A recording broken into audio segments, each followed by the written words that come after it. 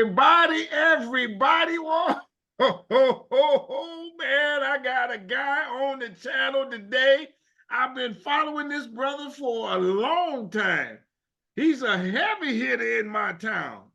And I didn't know how heavy hitting he is until I did a little, no, I didn't do nothing. It just came to me. My man's a professor. He's a scholar. He's very knowledgeable about what he's going to talk about today. You're going to like this one, my friends. Oh, I'm Anthony Brogdon, and I'm telling you, and my man is out of Detroit, and just a few days ago, I was at a Kwanzaa event. My man was leading the band on the congos. I was focusing in on him, and he was hitting them notes. They was resonating in my soul. I could feel the motherland coming through what he was playing. Oh man, I knew he was into stuff. I knew he was deep, but I didn't know he was that deep and talented. I'm excited to have this brother. We've been talking for a long time, and here we go, everybody. You know, I give it to you straight, no chaser. I don't play with you. With the people that I find to come on this show, we over 500 videos now, and from around the world. And I'll be honest with you, I got a hit last night. A guy, he been following me. He sent me a very nice message, and he said, "Man, you got to have me on the show. Look me up." I looked him up. I said, "Please come on here. We're gonna jam in 2024. I got big plans for you, my brothers and my sisters. I got a whole bunch of activities here in my hometown of Detroit, and I want to go national with my game plan. I want to explore other parts, and that's what I'm gonna do in 2024. I'm going down there. I'm going through Ohio and upstate New York and Illinois and so on and so forth.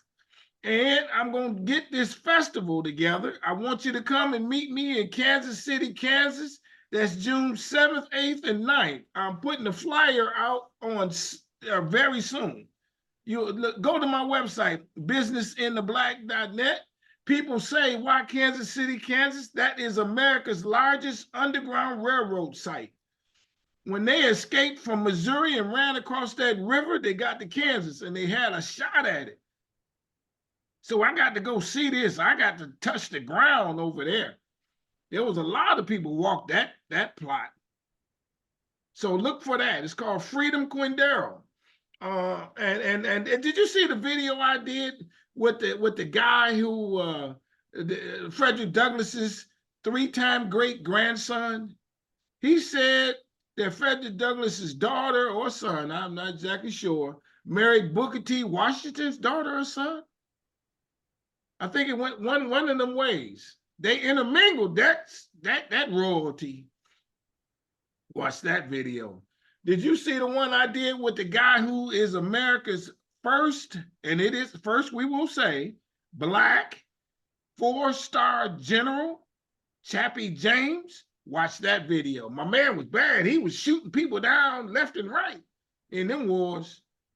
Watch that video. Did you see the one I did with the guy who owns the oldest Black-owned business in America, started in 1887? Watch that video. I'm coming at you from all the angles. And did you see the one I did with the lady who integrated that school in Gainesville, Florida, and they tried to kill her one day? And there was no repercussions to them students. And the principal would not even allow her to use the telephone. Oh, man. Yeah, and how about this? I'm going to end it on this note. And the sister got her PhD. Watch that video. I'm not playing it. You're going to love this. So let me tell you what I want you to do, my brothers and my sisters. Hit the subscribe button. It's free. I don't ask no information. It just let me know you like me. I'm over 2,200. I want to be over the 5,000 this year. I want to expeditiously grow this situation. So hit the subscribe button. Hit the like button on this video. You're going to like this a lot. Hit the notifications bell for when the videos come up. You get a ding, a shock, a smoke signal. I had a guy, I ran into him the other day. He pulled me to the side. He said, man, I watch you all the time. He said, I really like what you're doing. I said, really? And I didn't even know the dude. So I know I'm on to something. I'm a little ordinary man trying to do something extraordinary. This has become my mission in life. And watch my movie. It's Business in the Black, on the rise of Black business in America, because they didn't tell me there were enslaved Black folks who own businesses. That blew my mind. I did a documentary on that one, and here it is. And it's streaming on Amazon. I took it one step further and I did this book, Black Business Book. Man, ain't no book as thorough, comprehensive, and easy to read as this one. I don't even give you no commentary. I let the fact stand on its own merit, and I give you the reference to where I found it, because you're not going to believe some of what I put in this book. I didn't believe it. It's mind-blowing stuff. Enslaved Black folks who were wealthy bought their freedom and did so much with that opportunity. So get you a copy of my book, my friends. Go to my website, businessintheblack.net. Now, you hear me use this term strong a lot. Strong is my favorite word. I'm going down with strong. And in my world, strong stands for strength, tenacity, resilience, and a sense of oneness, nobility, and grace. And that is my introduction to my man on the show today. He's a strong brother. Come on, introduce yourself. Let's get it on.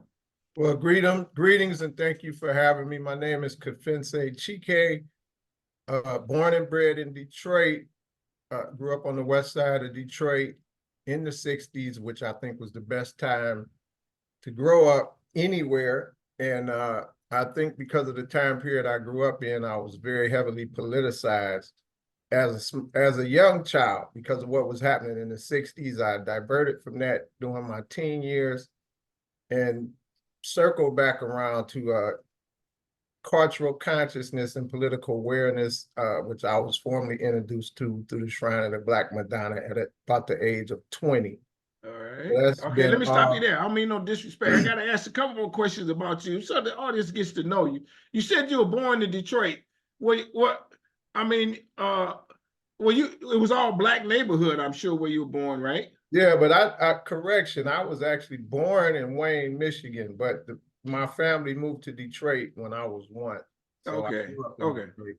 Okay. So But, now, how did you know white people growing up at any point in time? Not other than maybe store and shop owners and the occasional teacher in the schools that I went to. With that being the case, and you alluded to this, but I want you to express a little bit more. How did you find your identity? Did some in the home, or what happened? Well, I think a lot of it had to do with what I was seeing in the media. I was actually born in '59.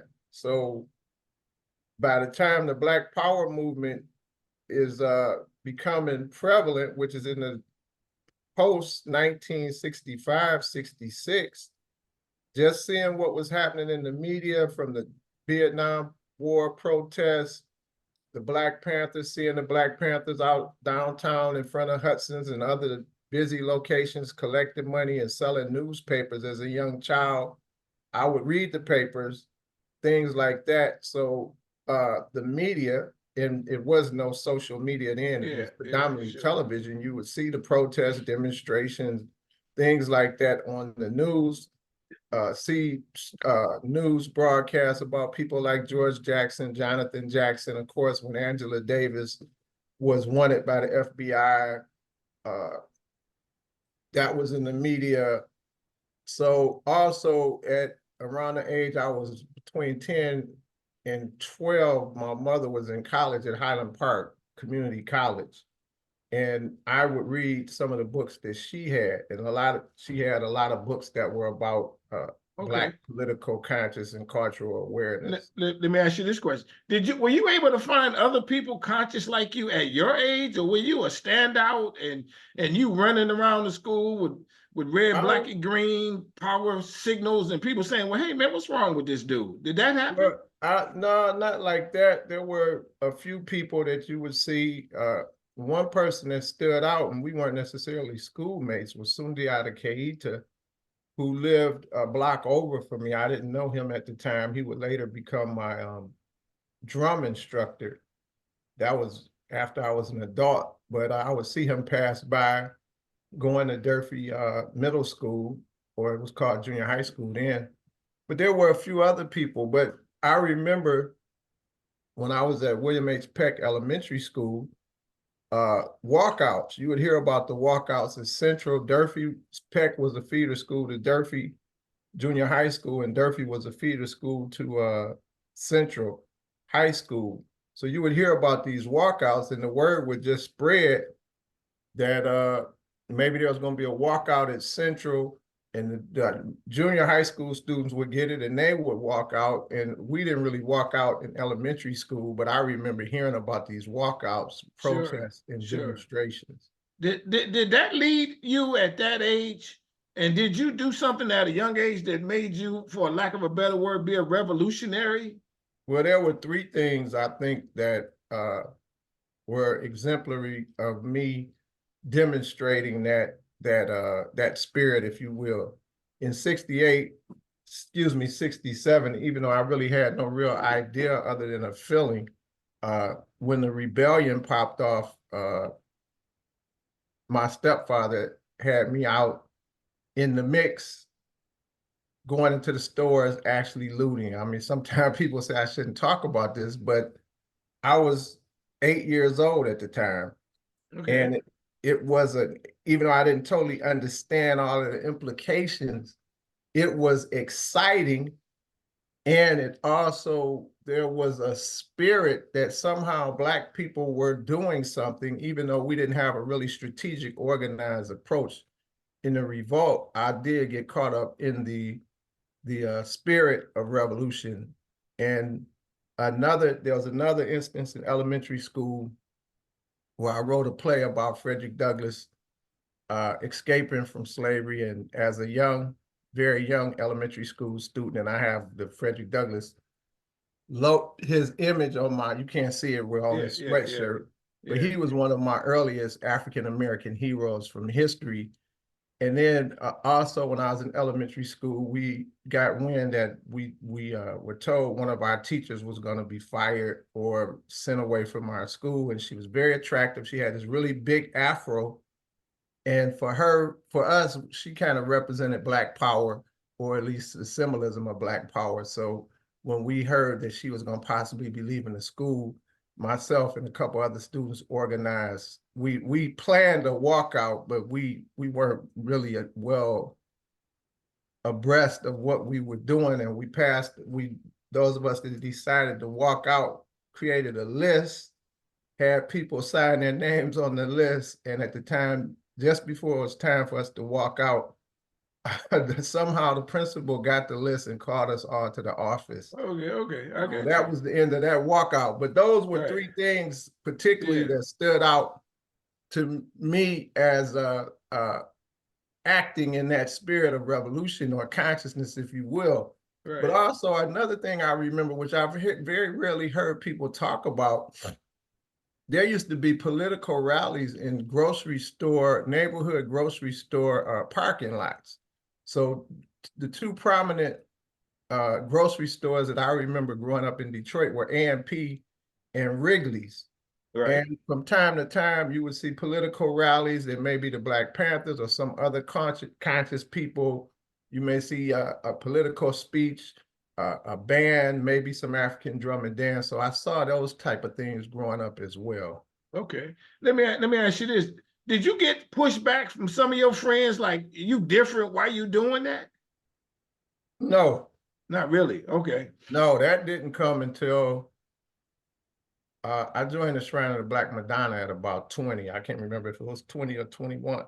So what came with joining that organization shortly after was me changing my name and really embracing a whole new way of life. So I got a lot of pushback from my friends and relatives then because I was doing something very different than what everybody else was doing.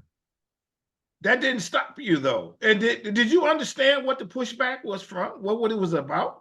Well, because of the educational programs of the Shrine of the Black Madonna, I was very clear on why people would push back because the shrine, like the Nation of Islam and some other organizations, were about transforming individuals and creating a counterculture.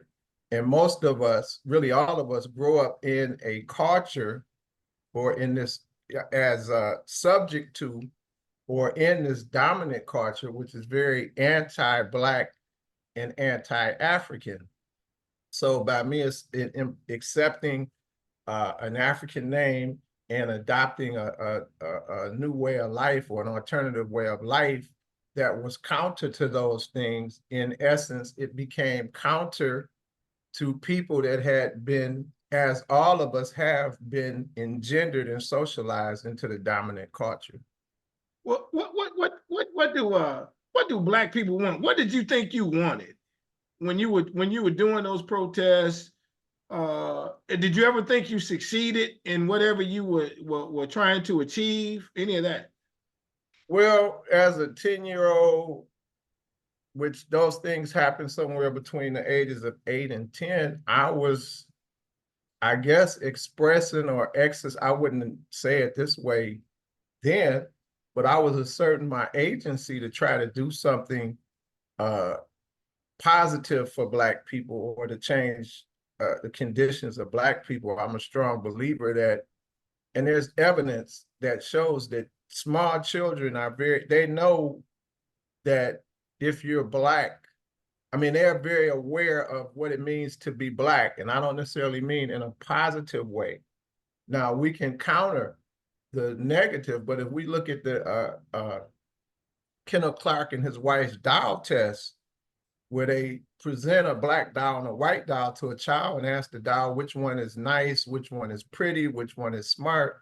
And the Black child, time and time again, pointed and attributed the negative attributes to the Black child. That suggests that the Black child, as young as 5 years old, has internalized a whole lot of negativity about themselves and self-hate, which of course I got you. facilitate low self-esteem.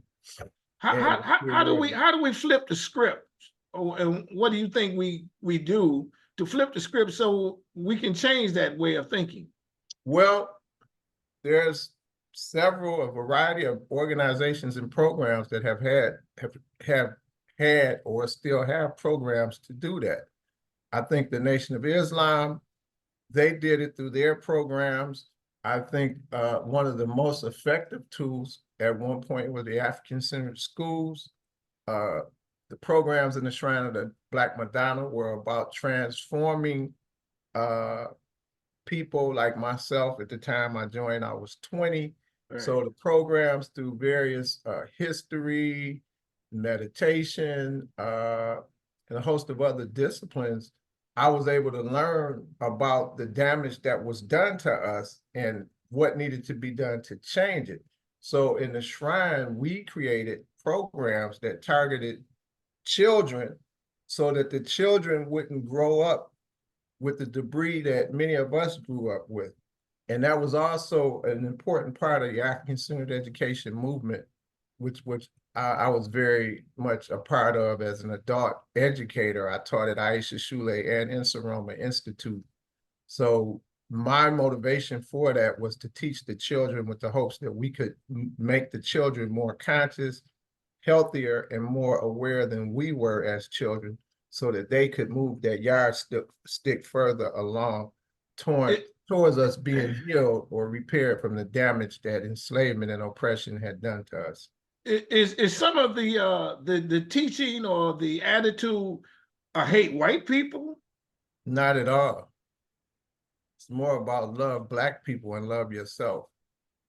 And if you really look at any of our successful leaders, I don't think, I mean, it's two of the most prominent ones, you know, for our generation or for our time was Malcolm X and Martin Luther King. And I don't think either one of them were driven by hate. As a matter of fact, I know they weren't. Okay. I think they were more driven by a love and a passion for our people. And those, I think that's the fuel that you need to engage in the work that's essential to making life better for us on a continuous basis. Oh, okay, I got this question just came to mind. What would be your ideal world? What would be your ideal situation for Black people? If you could give us a short version.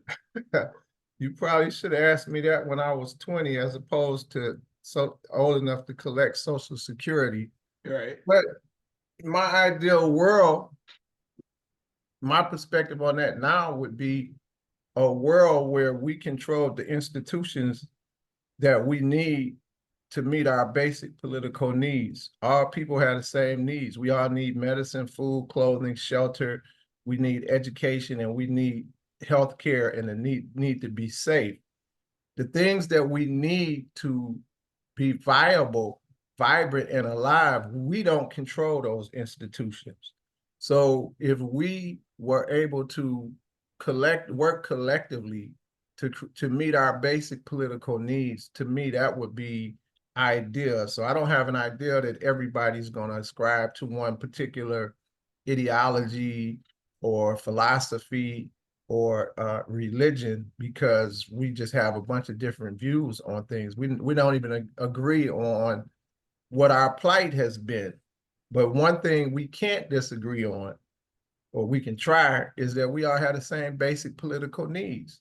And if we collectively came together to meet our needs, that would be ideal for me, because at this day and time, not just Black people or African people in the United States, which you can call them African Americans, I call them Africans, or Africans throughout the diaspora, or even on the continent, the various independent, in quotation mark, countries in Africa are still relying upon the former colonizers for the viability of their particular. I got you on that. Let me ask you, in America, has the needle been moved for Black people any? Well, it depends on how you describe the needle being moved. We made some progress. Right. Do we celebrate that progress? Do we ever say, wow, this ain't bad? Do we ever say, oh man, we got billionaires, we got, we do own all these HBCUs, we've had a Black president, so on and so forth. Do we ever well, you know what I mean? I think we do celebrate it, but I would push, I challenge those models as examples of success. So, I mean, for example, a Black president is, to me, at most symbolic, because the institution of the presidency of the United States is a racist institution. So that's almost tantamount, and I don't have any disrespect. I admire Barack Obama immensely, because he had to be very intelligent, wise, and committed to rise to that point. But as the president, he still operates and is confined and constricted to the confines of the institution, which is a part of a larger white supremacist institution. Okay. Let me ask you this, and I'm diverting just a tad. What do you teach? You're a professor. Tell us about being a professor, and what do you teach? My credentials are in African American Studies. I have 3 degrees in African American Studies. Prior to teaching in. So you have your doctorate? Yeah, I do. But prior to becoming a college professor, I taught K through 12 social studies in the 2 schools I mentioned. Yeah. And I taught in those schools specifically because they were African-centered schools. Right. So that gave me a platform, if you will, to convey information, education about African-American culture and history. And the drive for teaching children was similar to what I said before, the hope of helping these children get a jump start on consciousness and awareness that many of us did not have, those of us that are somewhere in my age range. And after I realized that many of the children I was encountering in the classroom reflected the values of their parents, and oftentimes the values and ideals we were conveying in these schools were counter to what the parents thought, wanted, and believed, So at a certain point, I decided if I was going to impact future Okay, let me stop you generations, right there. Let me stop. I mean, no, this like give me an example of that. What the parents said, what you said, and the kid was I'll like, give you a real basic example. right. In any of those schools that I mentioned, most of us, and I don't know about you, but I grew up being told that if somebody hits you, you hit them back. And if they're getting the best of you, you pick up a brick, a stick, or whatever. Okay. So ideally in an African-centered school, if one child hit another child, you wouldn't tell the child to hit them back. You would tell the child to come and tell you if another child assaults them or hits them or offends them, and then we would sit down and try to resolve it. Now, that may be what we do in an African-centered classroom, but not what a parent would tell their child, because most parents would tell their children, if somebody hits you, hit them back. Right. So I understand. we didn't promote that you fight your brother or sister, and we very heavily promoted that the parents, the families, the students, and the teachers were all like one collective family. So I we love didn't it. promote discord, and we promoted that we find alternative ways to resolve differences separate from violence. So I that's love it. just a real basic value, I think. Yeah, sure. As you teach on the collegiate level, what are your topics?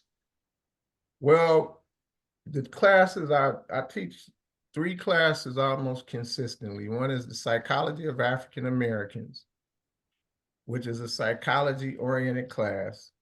The other one is African American history, cultural, and aesthetic roots. And the other one is Introduction to African American Studies.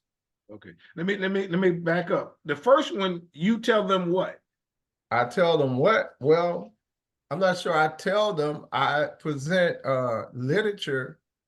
Most of those students are either African American studies majors or psychology majors or both. So the course content is full of literature by African-centered psychologists, works by people like Wade Nobles, Kobe Cambone, Naeem Akbar, Linda James Myers, and others who have infused in the traditional field of psychology an African-centered approach to psychology.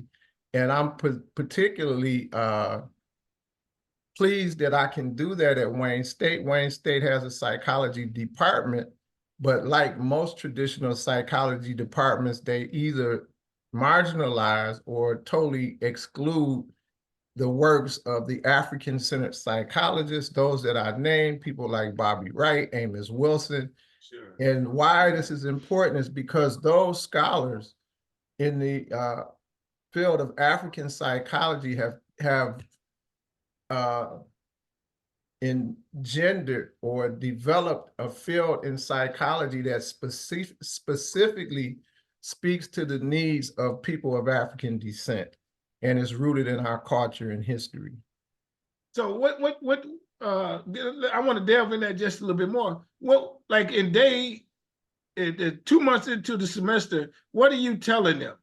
What's the psychology of African Americans? I mean, and do they write papers, and is there that kind of thing? The way that they learn is by reading the literature, writing papers that show that they've gained mastery of the literature and the key themes, ideas, concepts, methods, and strategies of the literature. Okay. But a primary underpinning assumption of African-centered psychology is that as people of African descent, we're not European, we're not Black, white folks, we are totally culturally different. So therefore our needs are different. And therefore the methods, the testing methods, the treatments that traditional psychologists are taught, and even the analysis, for you to go somewhere and get diagnosed as being mentally ill as a Black person, the tools for making that analysis may not be appropriate because we're culturally different. Okay, I love it. So the hope is to influence these potential psychologists to know and understand the importance of culturally relevant methods, strategies, testing strategies, approaches to behavior need to be culturally specific to, and not just Black people, any group of people. Asian people are not the same as white people or Black people. So Okay. if I was an Asian person, or if I was a mental health worker and my clientele was Asian, I would need to be very in tune with and astute regarding the cultural aspects of Asian culture so that I could got you. speak to the needs of that group of people. And one last thing, another maybe possible parallel, Detroit has the largest Middle Eastern community, I think, outside of the Middle East. Right. So in a similar fashion, these people that come from various Arab-speaking countries, they're very different culturally. So to typical methods won't apply, I don't think, effectively to those people. All right. Let me ask you this: if a white person grew up in the hood and had Black friends, so on and so forth, and that was him or her's introduction to the world, and took on those traits in some ways, could they what would be that dynamic? Are they similar to a Black person, or there's still something that's going to define them differently? And I'm sure the answer is yes, but how does that work? Yeah. I think they would be very similar, but you go to the question that many anthropologists raise as they study culture: is culture genetic or biological, or is culture social? And I think it's both. So Okay. they could learn how to culturally act Black, operate like a Black person, but they still, and this is a kind of complex question because, of course, the idea of race has almost totally been dismissed because race is not rooted in science. It's a social concept. And some people would argue that the people we're calling white people or European are, in essence, we all have the same origin or DNA because we can be traced back to the mitochondria mother of all human beings, which is Lucy or Mother Dinknish. Yes. So, I mean, immediately what popped in my mind when you gave the example was Eminem. And I think Eminem grew up in close proximity to Black people. Sure. But even though he has a very, I'll say, hip hop kind of persona, or I don't like this term, urban persona. Sure. Eminem, he doesn't operate like he's trying to perpetrate like he's a Black person. Okay. And if you listen to particularly some of his early songs like Slim Shady and stuff like that, he was basically writing songs about white folks' experience, particularly dysfunctionality that existed amongst them. And I think that helped him to tap into his voice, if you will, as a white person that grew up in urban USA. All right, let me flip the script on this. There have been Black people, and we know some who grew up in a white neighborhood, grew up out in the suburbs and stuff like that. How hard is it for them to, or not hard or whatever? How do they assimilate? Even though there's going to come an occasion when somebody's going to call them a name, look at them different. What's that dynamic? Well, part of the dynamic there is, and of course, there's power dynamics to how we look at the world and how we look at ourselves. And I mean how we physically look at who we see in the mirror and we look at other people in the world is tinged by the power dynamics that exist in the world. So if we go back to the Dow test that Kenneth Clark and his wife used, these Black children learn to hate themselves.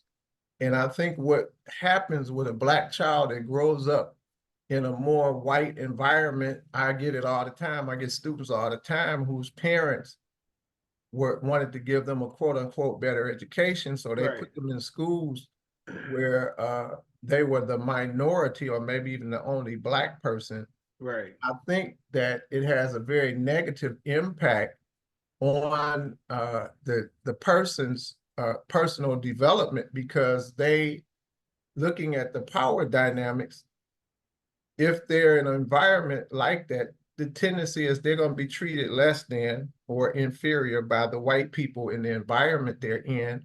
Right. Depending if there's a counter to that or not, they will begin to internalize it. I'm saying, not saying that's always the case, Right. but even some of us that have had more healthy or healthier upbringings that were more grounded in our culture still have those type of issues where we compare ourselves to white folks.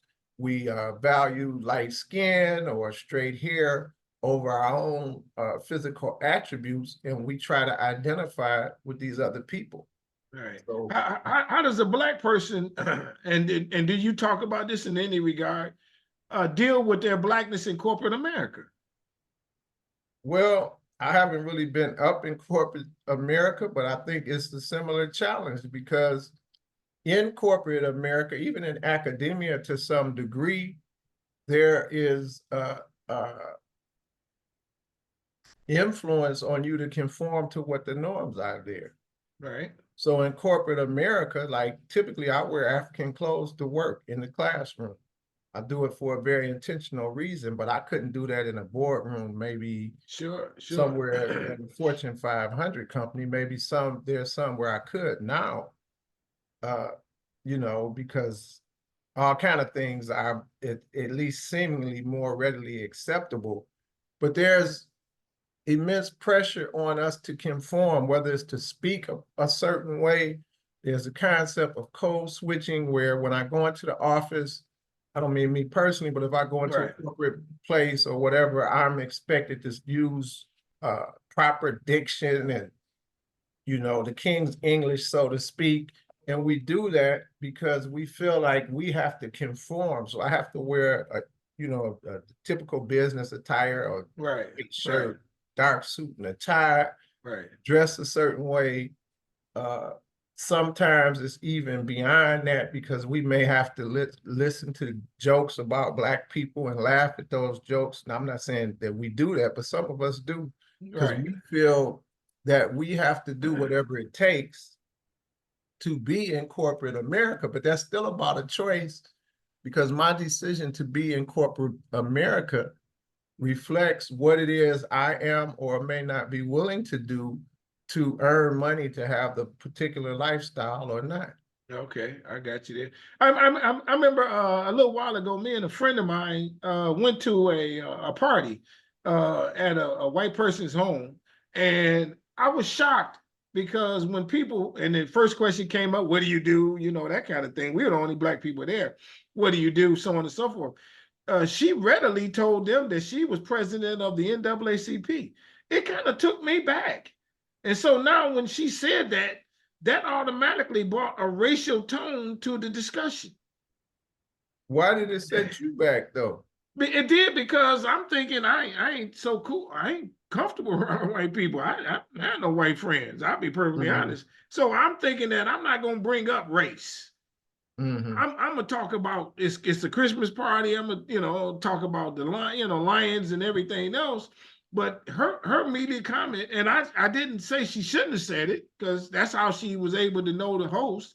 But she brought up the NAACP, and then all of a sudden now the people are saying, "Oh, really?" And now Blackness is entered into the discussion. I don't know But what my I question is. need to Go ahead. push back a little bit on that. I believe my perspective would be Blackness entered the discussion when you all showed up at the party. I agree. So I would and, agree. I mean, to me, the NAACP is probably, if not the least controversial, one of the least controversial or least threatening entities to white supremacy. And most people, I don't know if most people know, the NAACP was co-founded by Jewish people and other white Yeah, folks. yeah, that's true. Yeah, now that I do know. What is your take on uh Black people today. We don't wear dashikis per se, and other garb like that as we used to during the like say the 60s in the power structure. Is that something that we should get back to? Is there? I know women and men too wear their hair in the dreads and the locks and that kind of thing. That's an example of that, I would suspect. Should we get back to that? Should there be more of us doing that, in your estimation? Well, to me, to dress in that way, to dress culturally is it can be it's culturally affirming. It's an opportunity to make a statement. But I think there's conscious people that are doing positive things for Black people, that how they dress is not I that got you. significant. I But got you. me, I got you. I dress the way I do, particularly when I wear African clothes, because I think I represent a certain idea, and I'm trying to promote and represent an idea.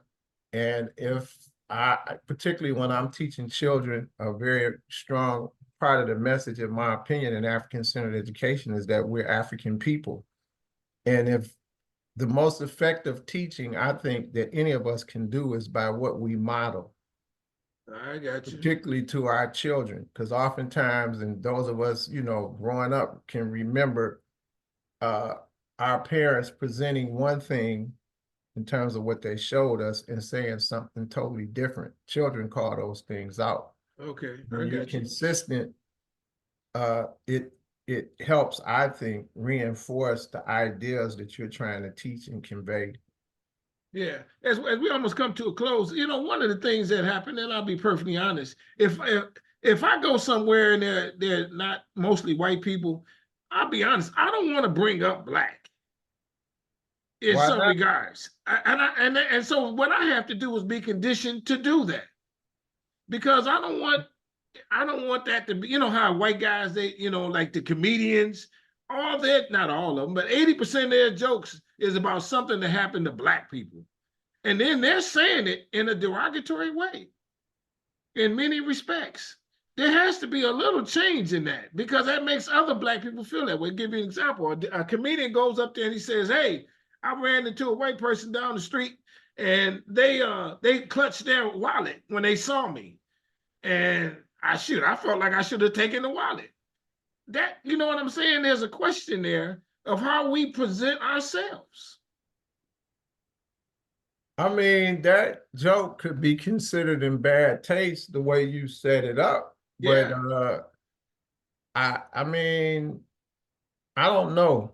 I'm not sure. I'm not real clear on what the question is. Yeah, That could yeah. I be don't, that if that's a Black comedian saying that, and if he said it that way, maybe it can be considered in bad taste. And maybe if he was yeah. a more effective comedian, he may be able to say it in a way where it's not in bad taste. I, But I think Black people and white people can relate to the scenario you just yeah, they illustrated. can. But I think and what I'm getting at is sometimes we talk bad about each other. I Of remember I did a course. speech in Philadelphia once, and the first thing I told them, I said, "Ain't nothing wrong with Black people." And a lady stood up and said she had never heard that before. It Hmm. blew her mind. So a lot of our issue is with us, in I my think estimation. I think all of our issues are with us, and only we're the only ones that can fix the issues that we have. What's very clear is other people have consistently shown us who they are and what they do. And we've Yeah, continuously sought solutions outside of ourselves, and all of the solutions to all of our problems lie yeah, within us. That's my opinion. yeah. Switching the gears, have you written a book? No, I need to though. I wrote a Okay. dissertation, which is the equivalent of the book, but it needs to Yeah. be revised so it would be more appropriate for public consumption. Okay. What was your dissertation on? On African-centered education in Detroit, I basically Okay. documented the chronology of the history from 1972 to 2000. Okay. Um, is there a question that I have not asked you? Uh, Anything that comes to mind I, you want to share? I Anything don't like that? know. come take my classes at Wayne State, support definitely support the Detroit People's Food Co-op. Yeah. It was a very monumentous and valiant effort by several people, friends, and colleagues I've known for years. The effort is spearheaded by Baba Malik Yakini, who has a very well documented track record as being committed to our people and being an institution builder. And that entity is slated to open in within the first quarter of this year. Also, I suggest that people become a member. The lifetime membership is $200. You can pay that in increments, and that is essential for two reasons. It gives you access to help contribute to the decision-making process and how that entity will operate.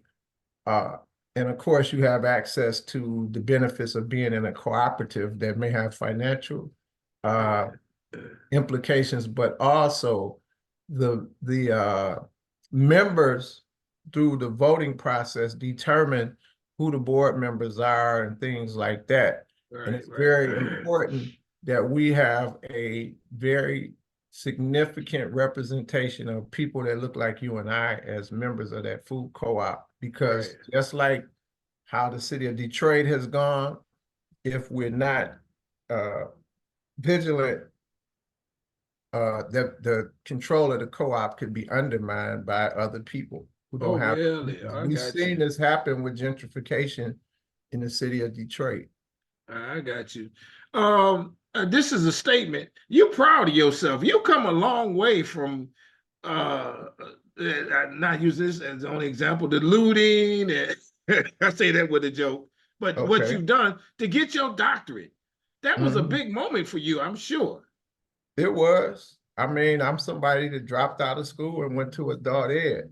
Oh, really? I was somebody who my teen years were very turbulent. So the last thing I was thinking about as a teenager was about being conscious or doing something for Black people. But I found my way back to myself at around 20 or 21. And that's how I've tried to live my life for the past 40 years or so.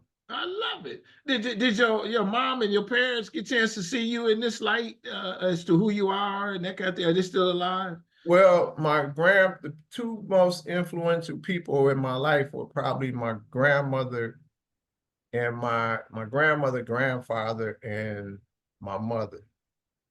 Unfortunately, my mother died before I obtained my PhD, but she did see various transformations where I went, and I haven't said much about my life as a street person, which was basically how I spent my adolescence.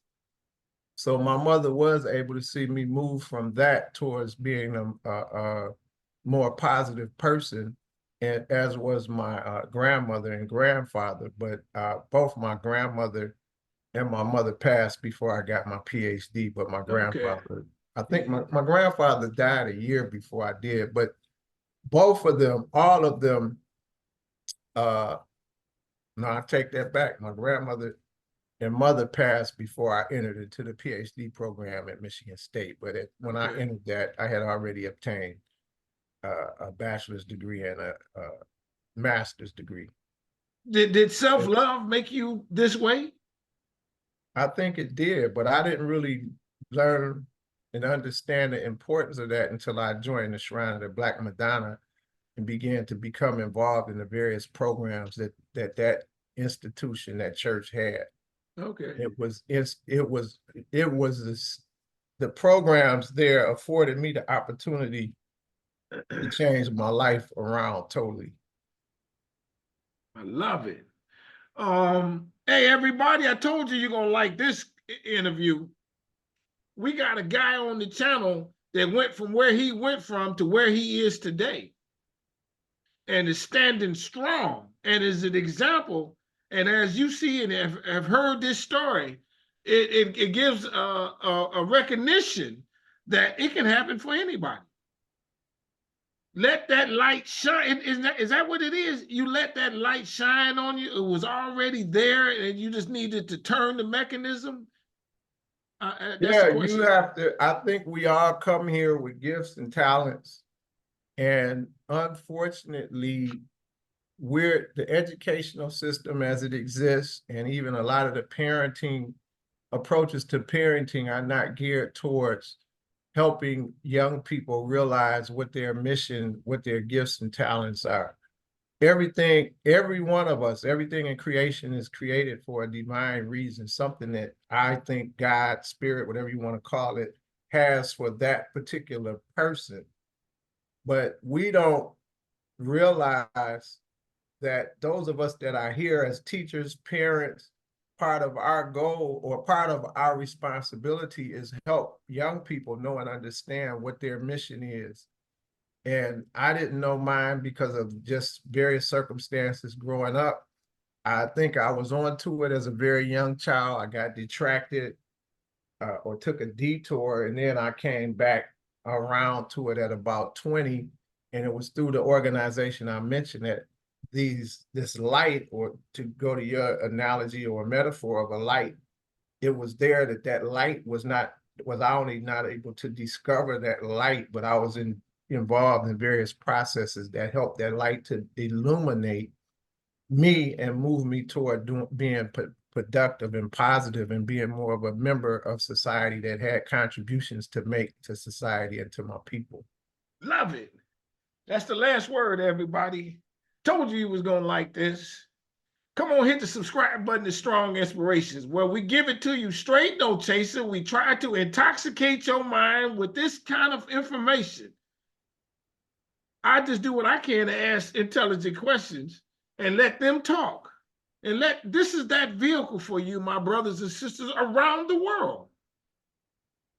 This is that vehicle. You know what you got out of that. Now listen to it and let it move you. All right? Hit the like button. There is no love button. I know you do love it. Hit the notifications bell and tell somebody about Strong Inspirations. Don't keep it to yourself. You running around there with all this good information and don't want to share it with nobody. Please don't do that no more if you have done it. And order my book, everybody. Come on. Book sales are up. Very reasonably priced. You get it on my website, businessintheblack.net. You get it autographed, and that might mean something one day. And then follow this brother too. Do you have a website? Do people follow you somehow? I don't have a website. I do have a Facebook page. Facebook account. People can contact me there. Okay. And also, under your name. Yeah. Okay. And which is Kefentse, is it appears right there in the tile where my image is. But I'm also a full-time faculty member at Wayne State's Department of African American Studies. My email address there is Chike, my last name, CHIKE @wayne.edu.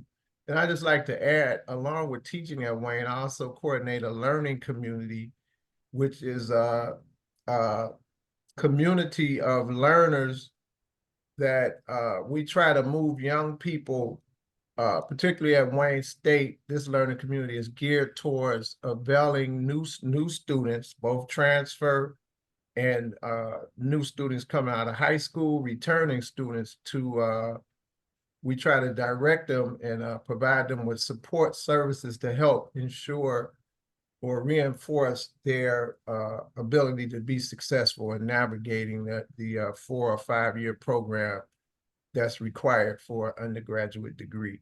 I love it. Giving back. That's the moral of that story. So, and I'm sorry. Yeah, go ahead. I also teach high school classes for Wayne State that are dual enrollment classes, which are classes that students in high school can take for college credit. Part of this objective, of course, is to help them begin working on their undergraduate degree while they're still in high school. But I'm a staunch advocate for African American studies. And so I'm always trying to find ways going into high schools, not either teaching these type of classes or recruiting students to consider taking African American studies classes in college. And part of the purpose for that is college, for many of us, is considered a way out, or this is the path to success. But if we're not careful, the type of education that we get in an academic setting can be a continuation of the alienation of who we are, can be very grounded and rooted in anti-Blackness or anti-Africanness. So part of my goal or objective is to subvert those ideas and maybe inspire young people that are going to college to be more mindful of the needs of our people and the need to do something to contribute to the advancement of our people. Love it. That'll be the final word, my friend. So I say this to you, my brother, and I mean this with all sincerity. And we'll see each other. I want you to stay strong, stay safe, stay on your grind. I love what you've become. I loved it, what you're doing. I loved it, how you giving back to strangers, to move the needle, to make us a better people and society in general. Because when we're better, that the whole populace benefits, I believe. I agree. Thank you so much. Appreciate you coming on. All right. Thank you for having me. You got it. All right, peace.